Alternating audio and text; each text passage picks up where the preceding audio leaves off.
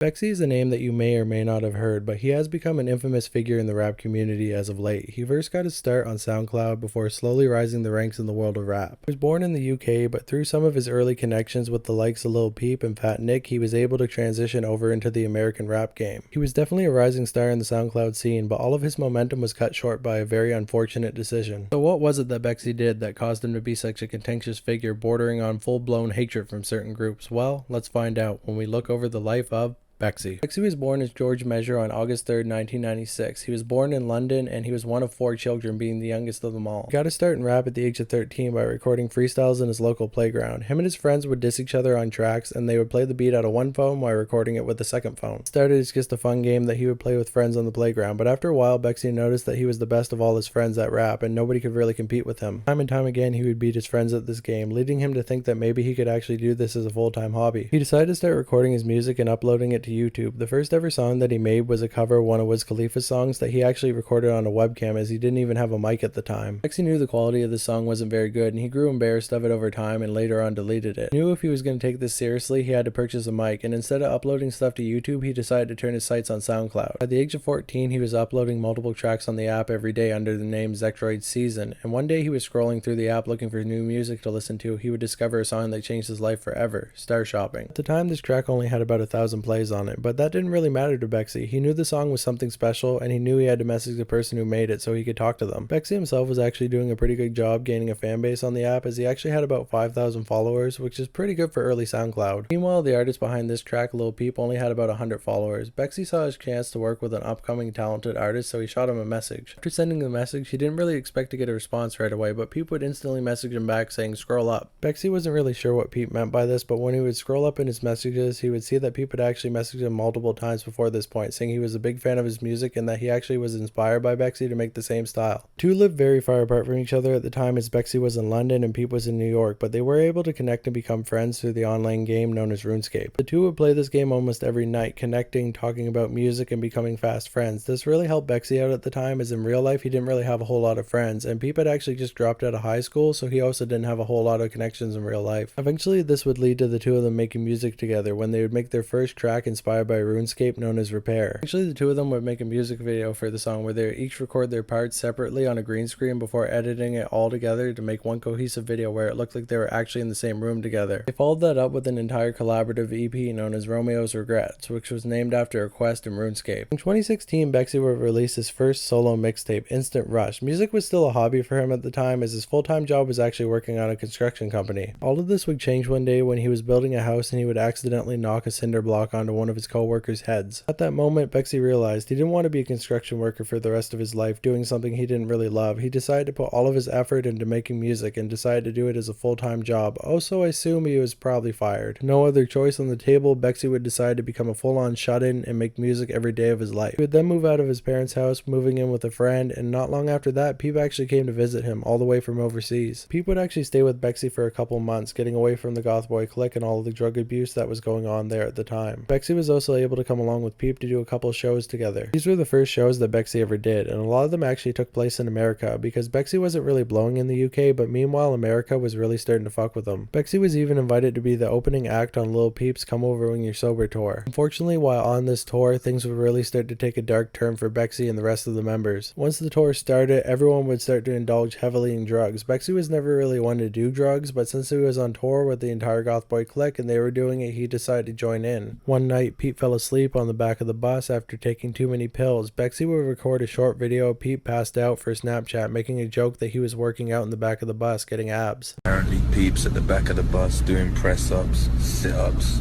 working on his six-pack, his muscles. I'm gonna see for myself. At the time, BEXEY had no idea that Peep was actually dead, so he just went on with his night, not thinking too much about it, thinking that Peep was just asleep and snoring. Not long after, some people would go check on Peep and realize that he was actually dead. It turns out the noises coming from Peep were actually death gargles, and BEXEY had actually recorded him after he was already dead. He would then rush the Snapchat to delete the video and then post another one crying, saying that he wasn't gonna do pills anymore and that he had lost his brother.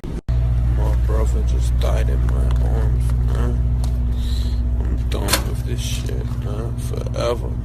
fuck this. After news came out to the public that Peep had actually passed away, the video of his dead body would start to spread all over the internet. This led many people to wonder where it came from. A lot of Peep's fans were very pissed off, and they realized that BEXEY was the one who recorded it in the first place. The fallout from this situation was massive, with people dragging BEXEY all over the internet for his unfortunate video. This would over time mentally wreck BEXEY, as everybody seemed to hate him, and a lot of people actually thought that he had a hand in killing Peep. Not only would he have to deal with the loss of his friend, he would also have to deal with a lot of guilt from the situation, as well as many people online hating his guts. On top of that, some more drama would start after Peep's death, when a lot of his clothes would actually go missing. BEXEY was spotted wearing an old headband Peep owned, and many other members of the GBC were seen wearing other pieces of clothing. This made Peep's fanbase livid, as they saw a lot of the GBC as disrespectful friends for taking a dead man's clothes. Peep's own mother would even speak on the situation, showing how frustrated she was that they'd do that. BEXEY would claim that he never actually stole any of Peep's clothes and they were actually given to him, but a lot of people thought that he was lying about the situation. After that, BEXEY would get a horseshoe tattoo on his head to show respect for Peep, as well as making a track with Fat Nick called Stay Alive that was supposed to be a tribute to Peep. This would become BEXEY's biggest hit, and a lot of people would actually get to know who he was after making this song. After Peep's unfortunate overdose, BEXEY, Fat Nick, and Smoke-a-Sack would start to promote their connections with Peep heavily. This would start to get under Lil Tracy's skin, as he actually had a fallout with Lil Peep before he passed away, leading him to be heavily disconnected from the legacy of Peep. He would go after BEXEY and Fat Nick relentlessly on Twitter, just calling them fake friends all around. It would prompt a response from BEXEY. He would tell Tracy to calm down and get some rest. Soon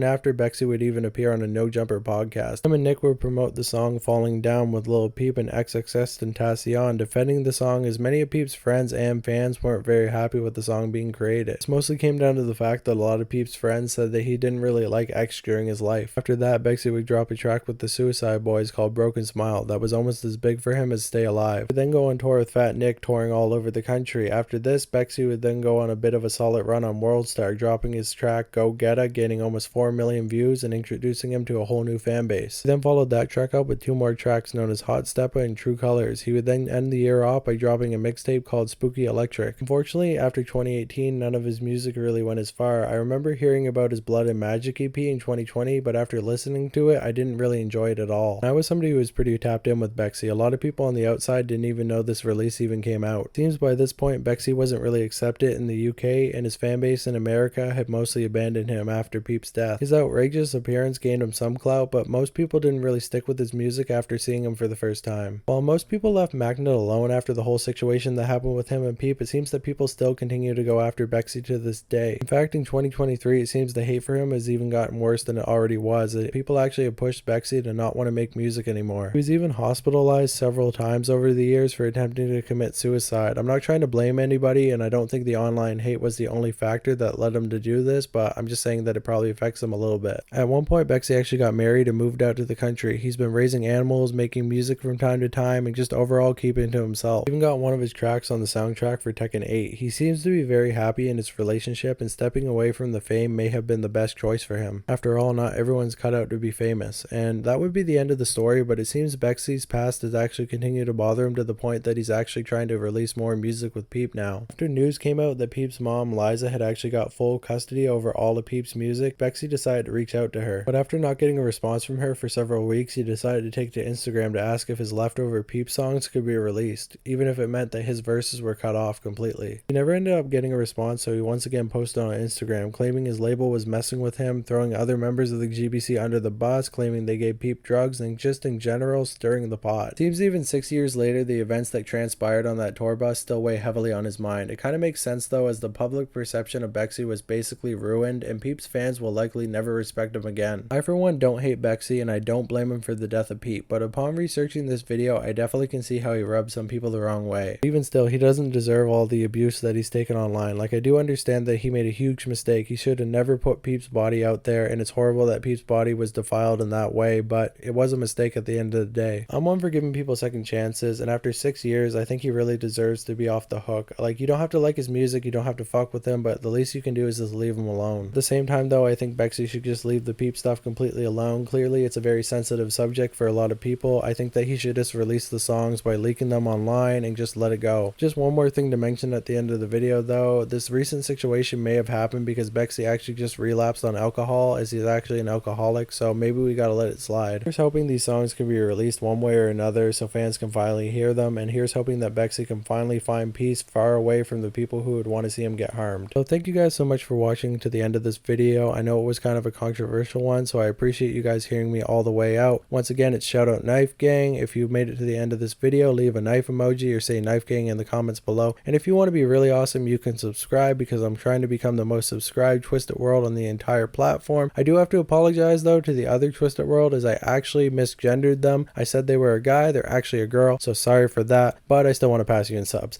Anyways guys, thank you so much for watching. I'll talk to you next time. Bye.